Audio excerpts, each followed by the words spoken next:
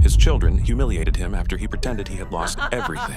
His daughter refused to even let him inside. His eldest son handed him money just to make him leave. Only his youngest son, Jimmy, welcomed him without hesitation. That night, Michael didn't sleep. He listened quietly from the next room. Jimmy and Hannah were discussing what to do. They didn't have much, but they were ready to sell what little they owned just to help him. The next morning, Michael's financial advisors and PR team arrived at that small house. Michael's financial advisors placed a folder on the table. "We contacted Tracy and Ethan this morning," he said. "We told them there is an urgent investment opportunity involving your father's remaining assets." About 30 minutes later, Ethan and Tracy arrived. "What's so urgent?" Ethan asked immediately. "We were told there's a deal we need to look at. If there's anything left to secure, we need to act fast." They hadn't even greeted him. Michael watched them quietly for a moment. Then he opened the folder. "For 35 years," he said calmly, "I built everything you see here. And for years, I thought I was building a future for my children. But I never realized I was just building something for you to take." That's when Tracy finally spoke. "You said you lost everything," she said. Michael looked at her. "I never said that," he replied. "You believed it because it suited you." Ethan's expression hardened. "So, this is a test?" "Yesterday," he said, "I went to see each one of you." He looked at Tracy. "You didn't let me speak."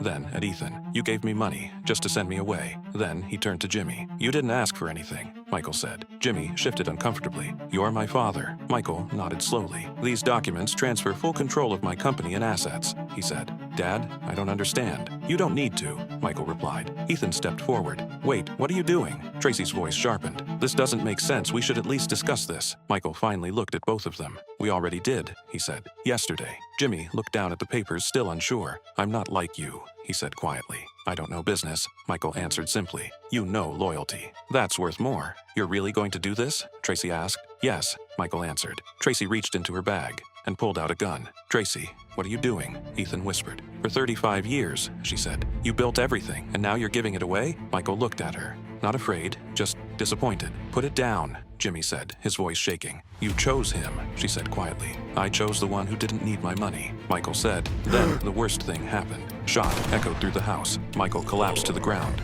And in that moment, money had destroyed what was left of their family. Wealth can build a life, but it cannot build love. True character is revealed not when there is something to gain, but when there is nothing left to take. Comment love and like this video if you think that love matters more than money.